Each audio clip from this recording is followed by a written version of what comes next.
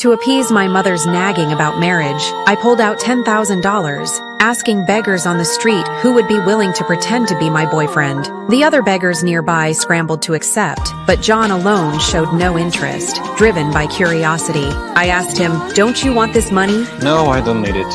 A bum who doesn't need money? I don't play games with spoiled girls.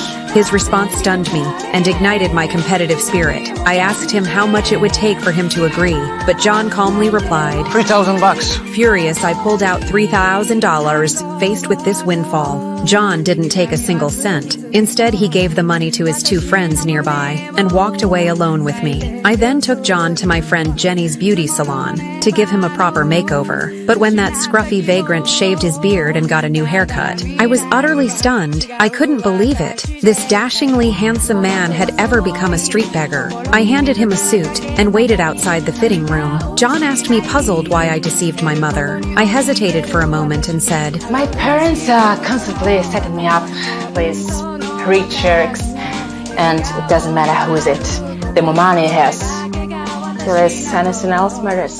John demanded, "Isn't marrying a rich man a good thing?" I don't care how much money he has.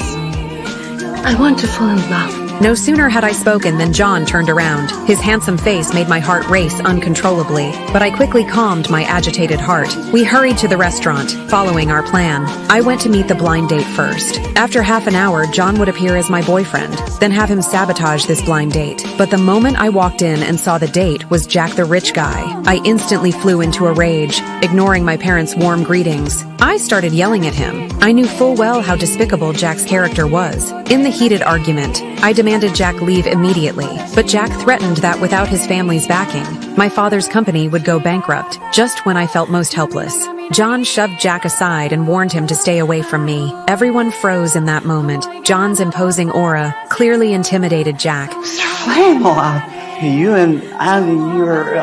why didn't anyone tell me? If I knew, I would never... I'm so sorry. Only now did I finally realize the beggar before me was actually the billionaire tycoon Flamel. He finally revealed the truth to me then. All these years, he'd not had a single genuine friend. Those people only cared about his money. To escape those hypocritical faces, he had no choice but to distance himself from others until he met me. I met someone who preferred love to money. In his heartfelt confession, we finally came together. At that moment, I realized that I was finally starting to live my own life, in which love is more valuable than money. Only real sincere feelings can make a person happy.